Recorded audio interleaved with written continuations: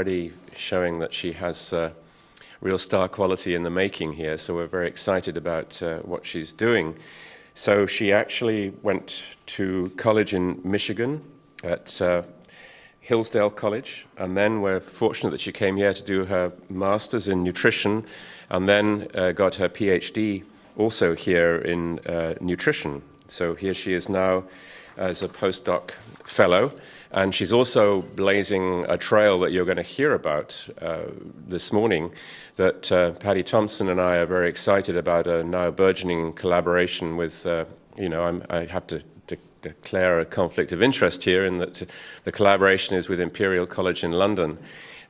So it's great because I can go and see my daughter and the trips are tax deductible. But so anyway, but that aside apart, we're very excited to be collaborating with what is a very prestigious, one of the leading groups in the world actually in this whole new, relatively new field of metabolomics. It's something that we're forging ahead with in my colon program, and is actually producing some potentially very exciting results. And so we're very interested and excited to be able to introduce this field and these concepts to the prevention program and the U of A. And so Jessie, you have a big responsibility this morning, which you're going to discharge with flying colors and show everybody what an exciting field metabolomics is. And she's going to be talking about the application of metabolomics to assess serum profiles in limonene-treated breast cancer patients. Jessie.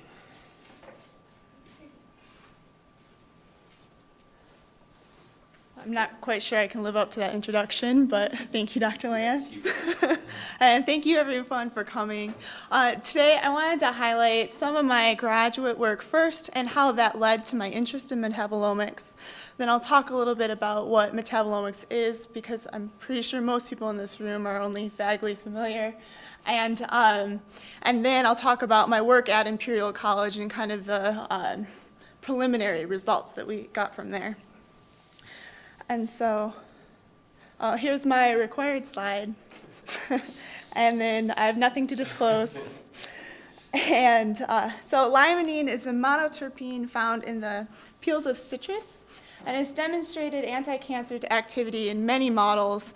We are most interested in its activity against breast cancer because of its high lipophilicity. Now, there are several preclinical studies that have been conducted in rats that show that limonene does have an effect against mammary cancer. It has an effect against DMBA and NMU-induced tumors. There's a difference, though, because limonene inhibits both the initiation and promotion progression stages of DMBA-induced tumors, but only the promotion and progression stages of NMU-induced. And this may be because DMBA requires metabolic activation by cytochrome P450 in order to become a carcinogen, whereas NMU is a direct-acting carcinogen.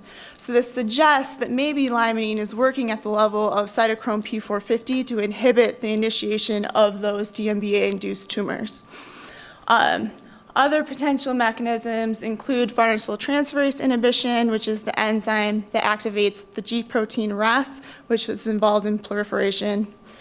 And limonene may also modulate transforming growth factor beta 1, as well as the mannose-6 phosphate insulin-like growth factor 2 receptor.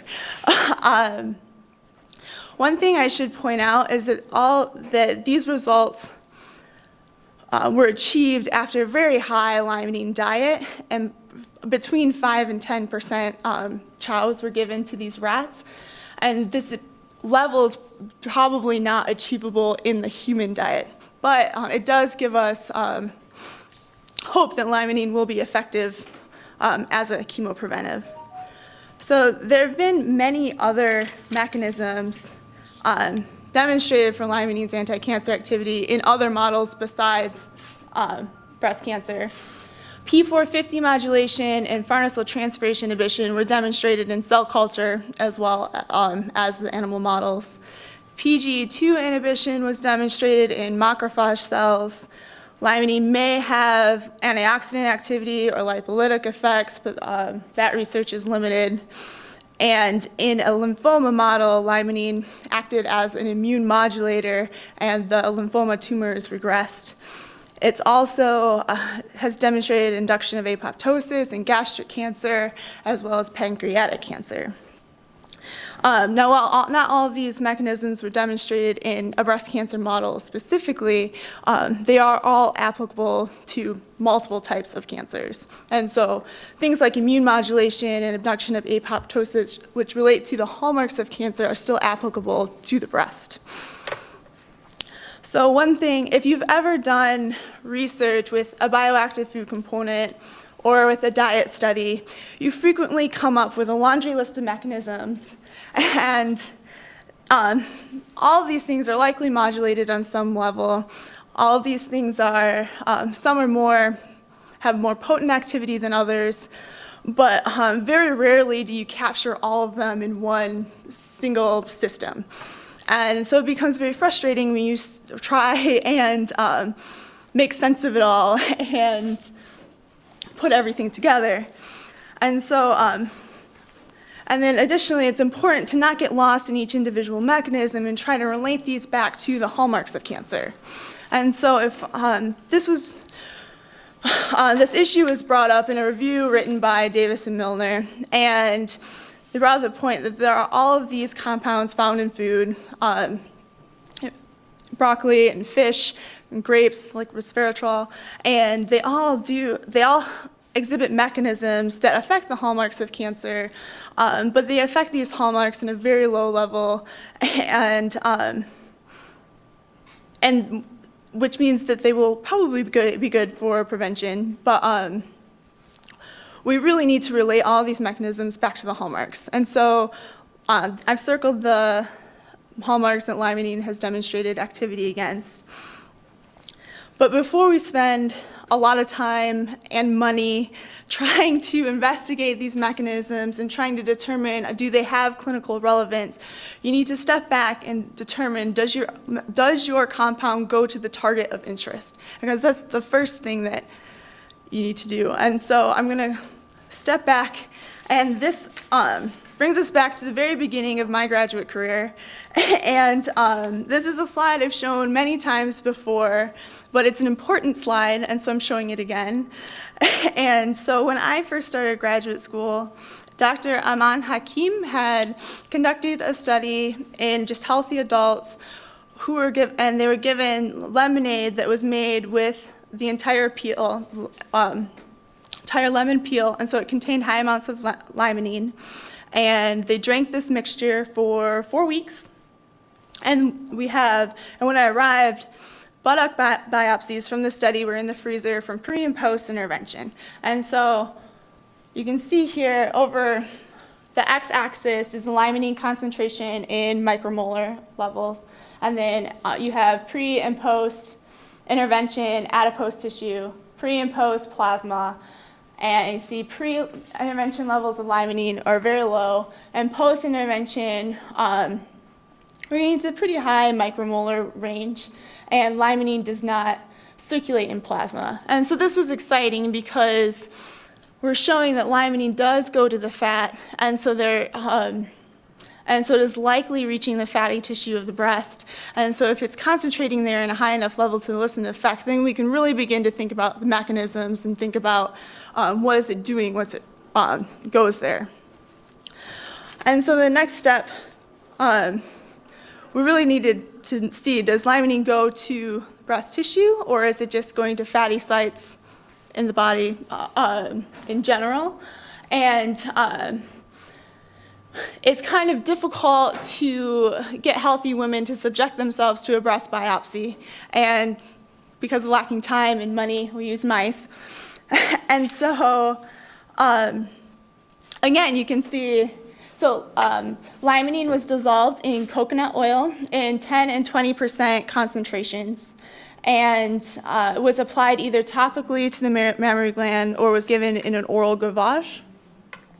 And you see limonene concentration on the left in micromolar, and then these are all post-intervention levels after 4 weeks. Mice were sacrificed 4 hours after their final limonene dose. And you can see plasma levels are very low. Plasma is the blue bar that you can barely see, and then orange is the limonene. And so plasma is low in every group, and limonene is fairly high, reaching again the fairly high micromolar concentrations. And so then this kind of sums up the most convincing evidence from my graduate work. The limonene is going to the adipose tissue. It's reaching our target of interest. So now the next question is it reaching the breast tissue in women, and what is it doing once it's getting there? And this was kind of perfect timing because when I started in the R25 program, recruitment was just finishing for a study conducted by Dr. Sherry Chow in women with early stage breast cancer who had elected to undergo excision surgery. And the aims of this study were to determine whether a limonene intervention would result in high concentrations of limonene to the breast, and whether limonene would reach a concentration range that was found to be effective in those animal models, and then to determine the effects of 2 to 6 weeks of oral limonene administration on surrogate endpoint biomarkers in breast tissue and serum, such as apoptosis and proliferation. And so here's the study outline. So there are 40 women with early stage breast cancer electing to undergo surgery. And at their baseline visit, they consented. We got a complete blood count, complete metabolic panel, anthropometric measures, pregnancy tests, etc. They had a blood draw where we measured concentrations of limonene and perulic acid. Perulic acid is limonene's major metabolite, but that's all I'm going to say about it for this presentation. We also measured protein markers, IGF-axis, and adipokines. And we requested core biopsies. So technically the core biopsy that would diagnose their cancer wasn't taken at the baseline visit, but the core biopsy will serve as a baseline tissue sample. And we'll measure proliferation and apoptosis markers. In the intervention, participants received 2 grams of limonene for 2 to 6 weeks until the day before their surgery. Ideally, the women would have been on our agent for the same amount of time, but it's difficult to have a woman with breast cancer wait to have her surgery, and so that's why we have that range. And the average intervention was about 3 weeks. At the end of the study, again, we repeated blood counts, metabolic panels, anthropometric measures. The women had another blood draw where we measured limonene and the proteins. And then at their surgery, we were able to get a piece of the normal breast adjacent to the tumor where we could measure limonene and perulic acid levels. And then also the surgical specimen to measure proliferation and apoptosis markers. So we can measure those hallmarks of cancer in tissue, pre and post intervention, as well as measure the drug levels. So the study really set me up so and then in this study, we've measured the limonene perulic acid in the tissue. And so over on the y-axis again, you see that in the blue bars are limonene, the red bars are perulic acid, and this bar graph is beginning to look familiar. I promise I didn't use the same one for every single study, but so plasma is very low. Breast tissue, we're reaching, some of the women are reaching the levels that elicit an effect in those preclinical models, and perulic acid is very low. So this really set me up nicely for my position as an R25 because my agent of interest is going to the target, and now we're, and with this collaboration with Imperial, we're really set up to assess what's going on systemically in these women.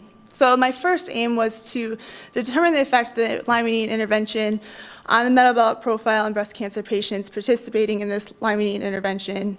And then once we determine if metabolites changed, identify those metabolites and quantify them and correlate those changes with changes in expression of proliferation and apoptosis. We're only about halfway through the first aim, but I'll show you what we've done so far. And first let's define metabolomics. And you've probably heard the terms metabolomics and metabonomics thrown around. And these terms are frequently used interchangeably, but they have been defined by Resi in a paper published in 2007. And I've modified those definitions because I think the original definitions were more confusing than the terms themselves. And so essentially, metabonomics is the measurement of metabolite changes and fluxes in multiple tissues or biofluids, also taking into account things like the gut flora. And so it's the total metabolomic profile. Metabolomics would be measurement of metabolite concentrations and fluxes within a particular biofluid or tissue, and taking into account, and these are related to genetic activity and protein activity and the metabolic activity itself.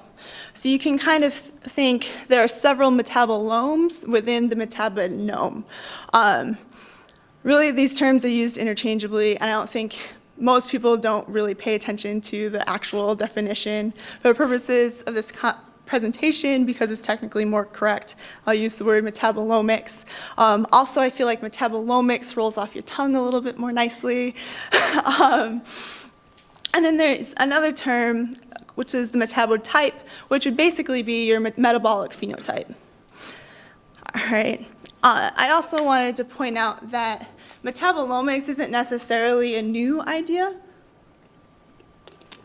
There are already 200 enzymatic disorders that can be characterized by their metabolic profiles and that are used in clinical practice. And there are 30 disorders of metabolism of organic acids, amino acids, fatty acids, and steroid hormones. And I think the classical example in nutrition would be PKU, where there's a defect in the gene that transcribes for the phenylalanine dehydrogenase enzyme.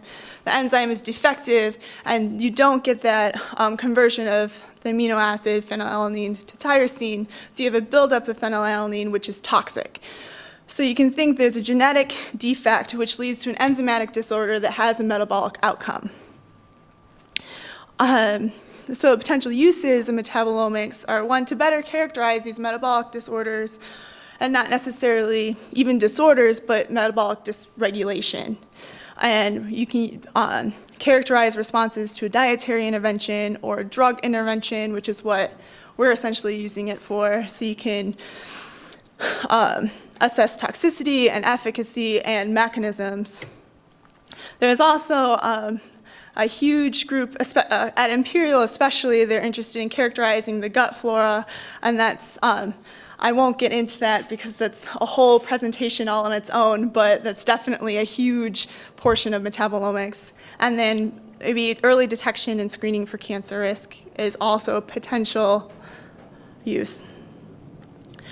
And so if you were here last week, Dr. Bird set this up a little bit, and he talked about how in a tumor has a different metabolism than normal tissue, and he exploits that. He wants to exploit that difference for chemotherapy. And so what this slide is showing us is that these hallmarks of cancer all have metabolic outcomes, and so that's the arrows pointing out. And I'm not going to go through every pathway. This is just to illustrate a point. But then you can see, and this slide is not all-inclusive either, but you can also see that the arrows pointing in are all these metabolic pathways also affect the hallmarks of cancer. And so the arrows pointing out, you can thinking back to our PKU example, there's a genetic insult that results in multiple enzymatic changes that has a metabolic outcome if we oversimplify cancer. But cancer obviously is more complicated because it goes the other way too. And so I think in the case of limonene, our interest is to characterize what are those changes in the metabolites on the outside, and how do they point in towards those hallmarks of cancer. And so how do you do this? And there's a lot of different strategies, and you have to begin first by measuring your metabolites. And so you can see over on the left is an NMR, which is nuclear magnetic resonance. And I would think this is probably the first instrument that was used for this task. And the blue, this is a borrowed slide from Imperial College. And since it's an English slide, I left 2 L's in modeling instead of 1. So you can use NMR to measure metabolites in biofluids, and there's a lot of different ways to do that. Or intact tissues, that MAS is magic angle spinning. So the way NMR works basically is if you have a solution and you apply a magnet to the metabolites in that solution, all of your so carbon, hydrogen, all of those compounds will spin. You induce a spin, and those spins interact with each other. And based on that interaction, it creates a profile, and you can identify your metabolites. With magic angle spinning, if you have a solid that you crush up into a powder, you can kind of fake that spin by placing your sample at the magic angle, which is 54.7 degrees.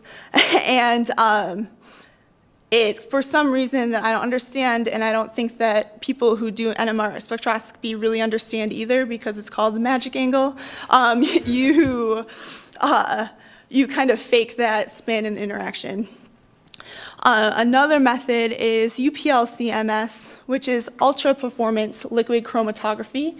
And here at the Cancer Center, we have high performance liquid chromatography, and so compounds are separated based on their polarity.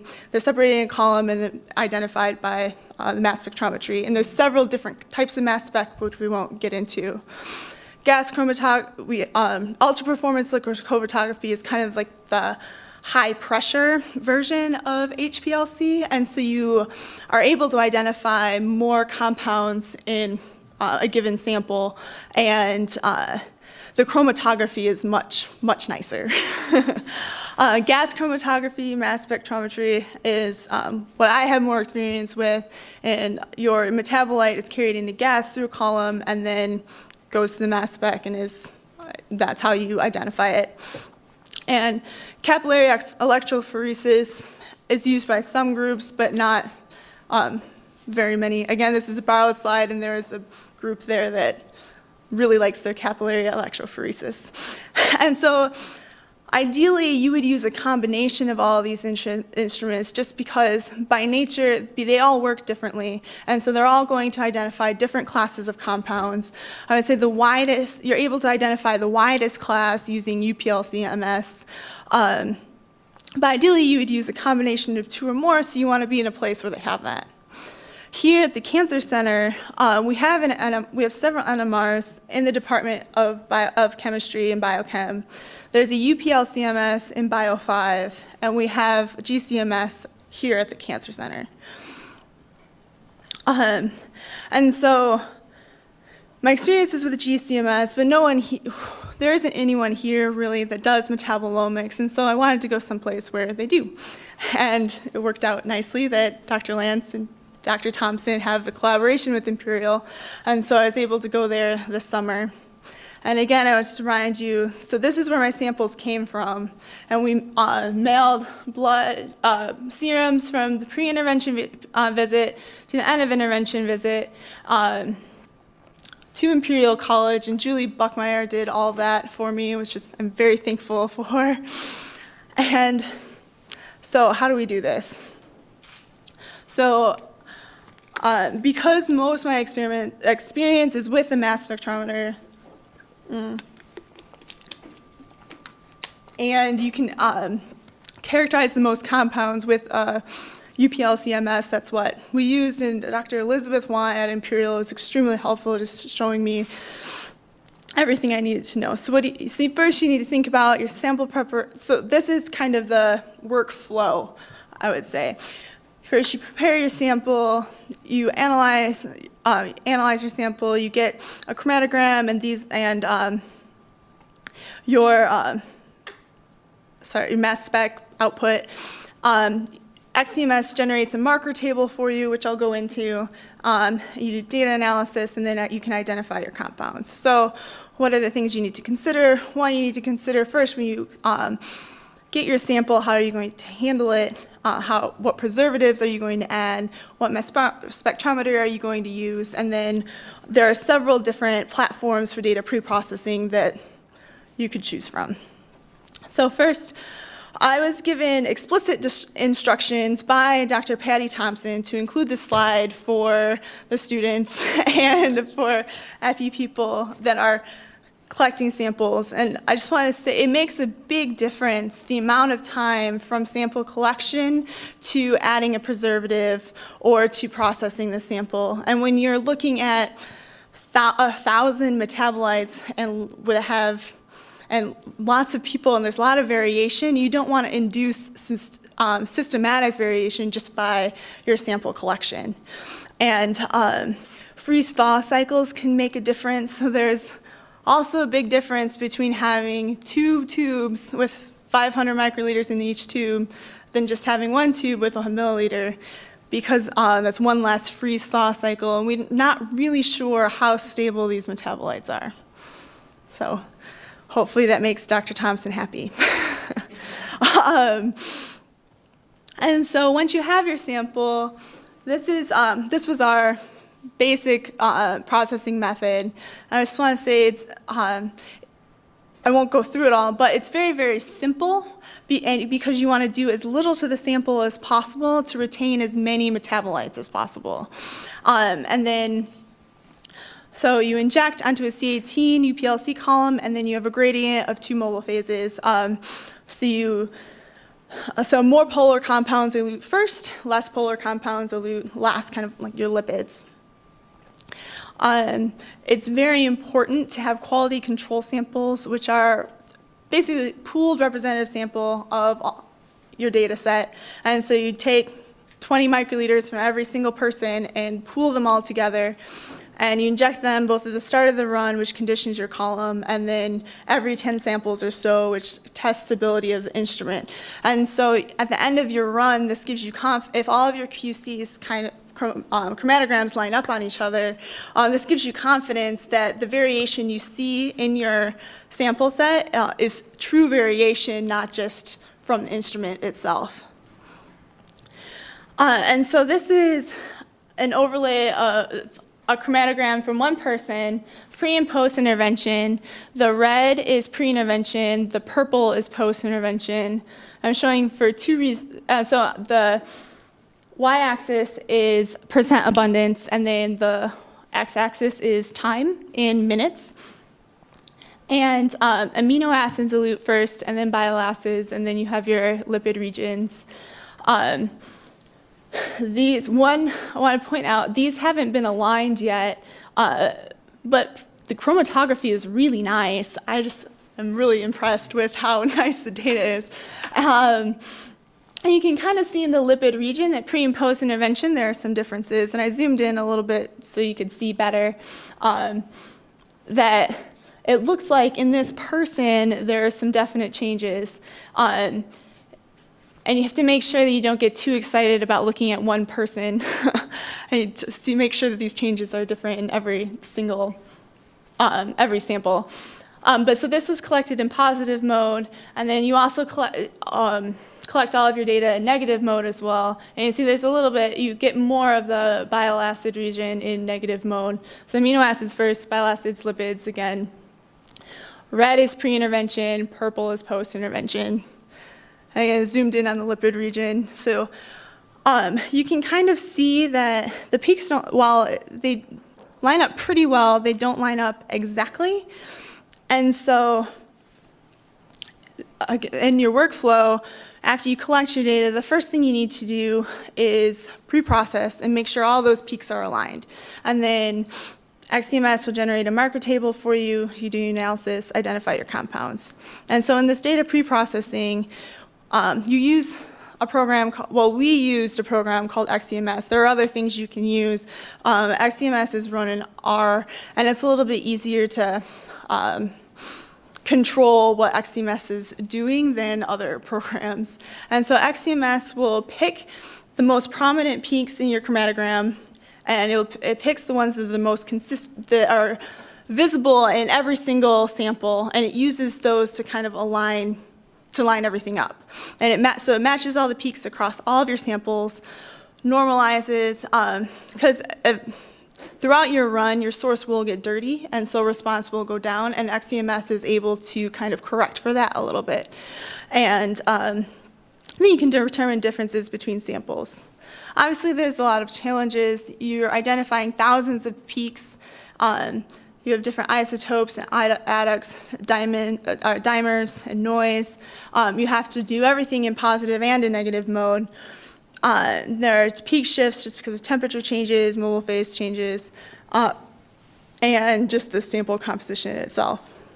And so, just again, you're going to filter, identify peaks, match them, integrate your peaks, statistically analyze your results. You export those to SIMCA or MATLAB. SIMCA is probably the best program for metabolomics, and I won't get into that because, again, that's a whole other presentation all in itself, is the data analysis, and we're only just beginning. And so, so going back to the importance of peak alignment, if you export your peaks before aligning them, they kind of look like this up on the top. And then what XCMS is able to do is it's able to tell that all these peaks are, these are all actually the same thing, and lines them up very nicely. And then you generate this marker table, and I understand this is really hard to read, but so it numbers your compounds 1 through however many metabolites you have. For this is my positive mode, and I had 1,000 metabolites identified. And it gives you the name, which is this M is the mass to charge ratio, and the time and the fold change. And so, and then XCMS also gives you a p-value, and it organizes all of your compounds based on the p-value, and so you can ignore 950 of them and only look at the ones that are most significant.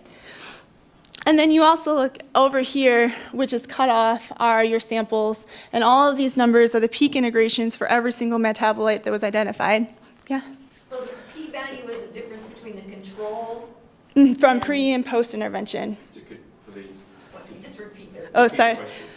Oh, sorry. She asked what the p-value was comparing. It's pre and post intervention. But you can tell XCMS to compare whatever you want. And so my samples start here, and there's 80 of them. And so you can begin to look at this table, and based on the p-value and fold change, as an initial guide, you can say, these are the metabolites I'm interested in, these are the ones I'm going to investigate further. And so for just one example, XCMS also generates these box plots. And so you can see post-intervention, whatever this metabolite is, it was induced in almost every person, and pre-intervention levels were very low. And you can see the QC is in the middle, which is good because the QC is your pooled sample of everyone. So you want your QC should be tight and in the middle.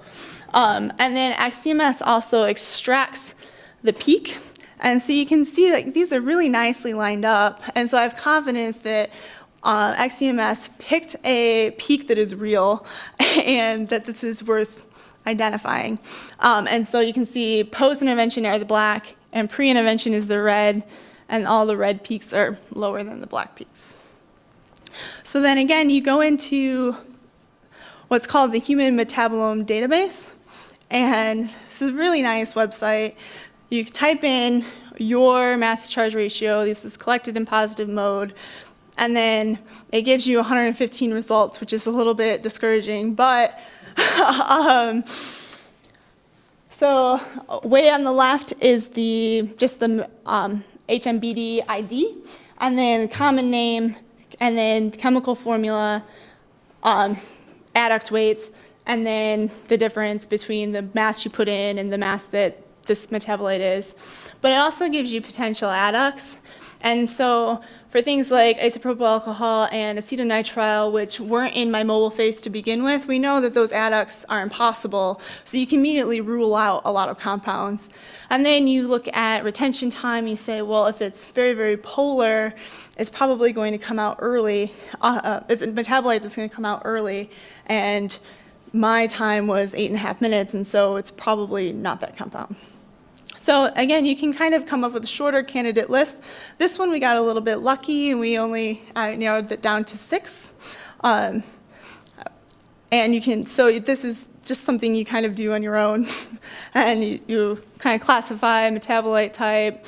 But there's a lot more work to do in terms of picking out which one of these is actually your metabolite. So again, you have to go through everything in negative mode. This is one example. I'll go through this a little bit more quickly. But again, this peak looks real. There's a huge induction of whatever this metabolite is.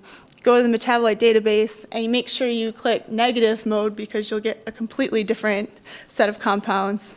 And you get excited because there's only 60 hits. And then you can, again, narrow it down based on adducts and retention time. And the list is a little bit longer. And so this is my overall table of metabolites that are modulated with limonene intervention. I've seen papers where they stop here and they just say, hey, look, we saw all these changes. There are differences, but that's not, I think now that metabolomics has been around for a few years, it's not acceptable to publish a table like this, and definitely not when you're working with Elizabeth Want at Imperial. And so you can see I picked metabolites based on, one, their fold change. If there's a huge fold change, then that's definitely worth investigating, and also based on their p-value. Some of the p-values aren't that strong, so when you're comparing 1,000 metabolite features, a p-value of 0.02 really isn't that strong. But again, when you go back to the extracted chromatogram, the peaks look really nice. And so rather than rule it out before we know what it is, it's better to keep it and say, well, maybe this changed only a subset of people, or maybe I just don't want to rule things out before we know too early, I guess. And